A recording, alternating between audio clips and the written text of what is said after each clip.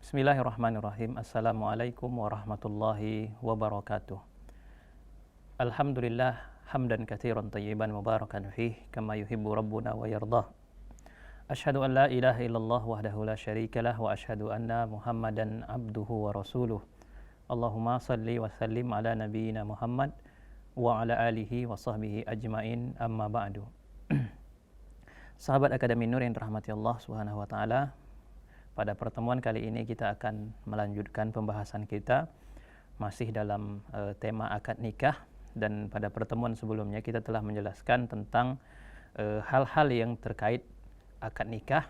Ada beberapa syarat yang harus dipenuhi agar suatu akad nikah atau akduz zawaj itu bisa dianggap sah. Ya, yang pertama harus ada keridhaan di antara dua belah pihak. Kemudian yang kedua adanya waliun nikah, yaitu perempuan, ya. Perempuan wajib memiliki wali dan mendapat restu daripada wali. Sebagaimana kata Rasulullah, la nikaha illa biwaliyin, tak boleh atau tidak sah nikah seseorang tanpa ada wali. Dan kita telah berbicara tentang panjang lebar bagaimana status kedudukan wali seorang wanita itu. Kemudian yang ketiga adalah tentang al-i'lan wa wujudus syahidain, ya, harus diumumkan ke tengah-tengah masyarakat dan harus ada dua orang saksi. Nah, ini agar suatu pernikahan itu betul-betul bisa diakui di tengah-tengah masyarakat. Ya, jadi i'lan ini termasuk di dalamnya walimah, ya. Namun bukan berarti walimah di sini adalah walimah yang diharuskan mengeluarkan biaya yang banyak, tidak. Yang penting semampunya dia, kalaupun tidak mampu, paling tidak dia mengabarkan kepada masyarakat telah terjadi pernikahan di antara dua orang, ya, laki-laki dan seorang wanita. Nah, supaya tidak timbul fitnah, bahkan Rasulullah SAW menganjurkan untuk diadakan walimah walaupun hanya dengan seekor kambing, ya.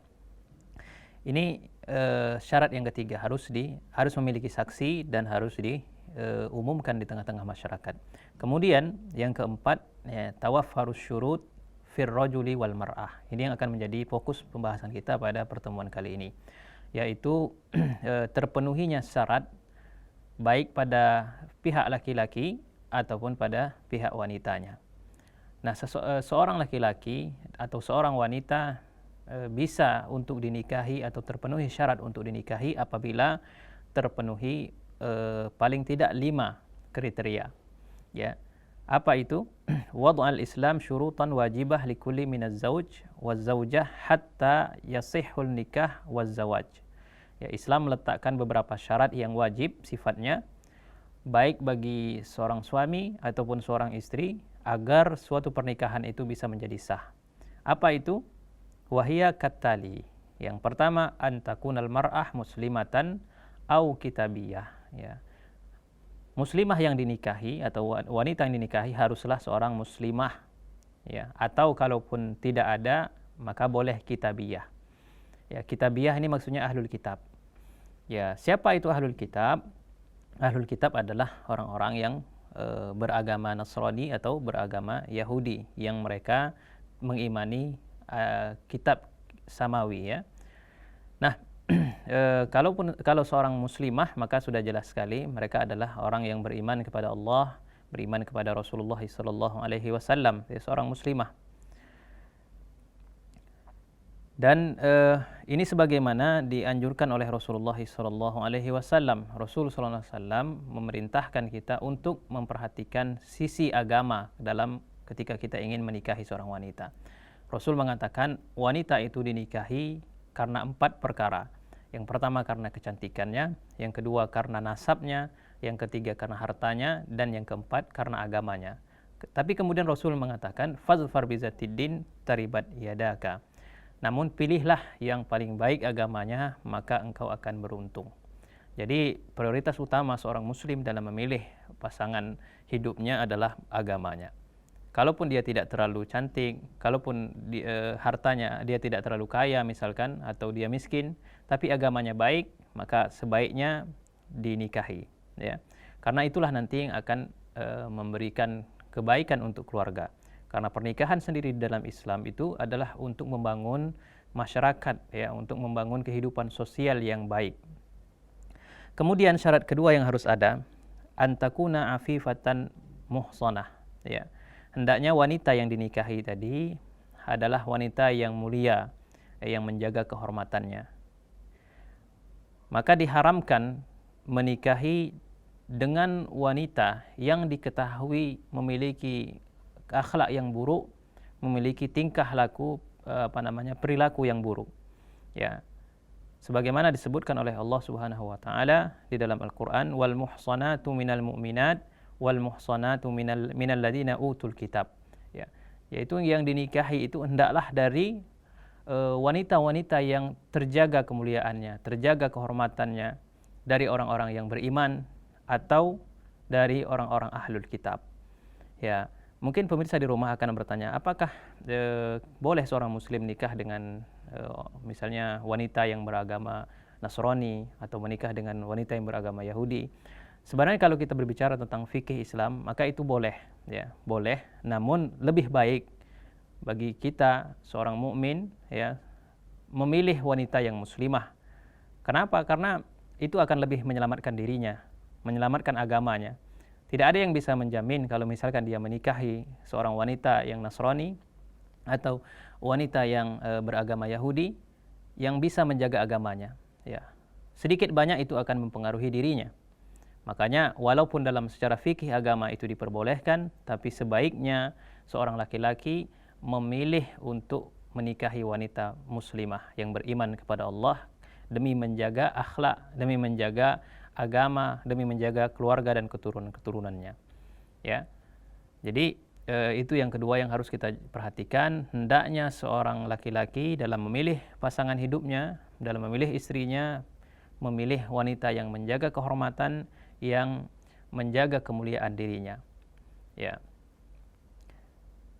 Mungkin ada yang bertanya, bagaimana kalau seandainya wanita itu memiliki masa lalu yang buruk, tapi kemudian dia berubah. Nah, ini lain lagi ceritanya. Dia boleh menikahi wanita yang telah kemudian bertaubat ke jalan Allah Subhanahu wa taala. Kalau sebelumnya misalkan dia melakukan tindakan-tindakan keburukan, ya, bertingkah laku, berperilaku yang sangat buruk, yang bertentangan dengan agama, yang melakukan kemaksiatan, kemudian dia berubah dan kembali ke jalan Allah, maka tidak mengapa untuk dinikahi.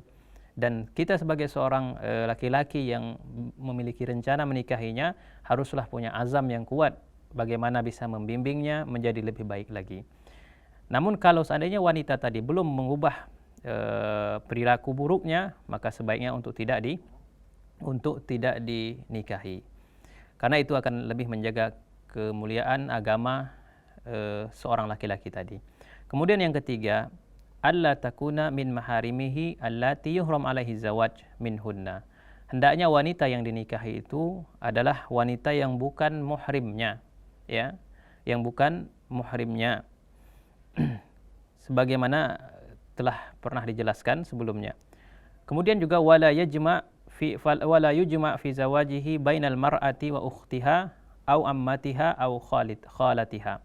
Dan tak boleh pula seorang laki-laki menikahi dua orang wanita, di mana dua orang wanita itu adalah kakak adik, ya, atau seorang wanita itu dengan istri yang keduanya adalah antara bibi dan ponaan. Maka ini juga tidak diperbolehkan. Tak boleh menggabungkan dua wanita yang memiliki hubungan saudara. Ya. Kemudian yushtarat fir rajul an yakuna musliman. Kemudian pada diri seorang laki-laki diharuskan seorang yang muslim. Jadi wanita muslimah tak boleh menikahi ahlul kitab, ya. Dia wajib menikah dengan seorang muslim. Dan yang terakhir, wa yahsulul aqdu bi an yaqula wali lirrajul zawwajtuka au ankahtuka. Harus ada ucapan, ya, harus ada ucapan akadnya yang jelas. Misalnya seorang wali mengatakan, aku nikahkan engkau dengan anakku fulanah bin fulan, ya.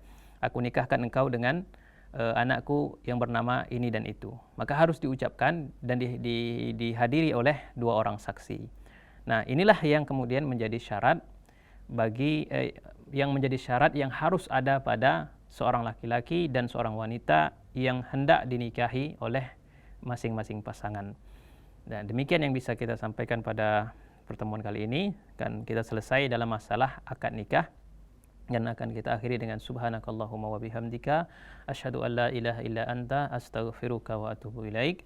Assalamualaikum warahmatullahi wabarakatuh.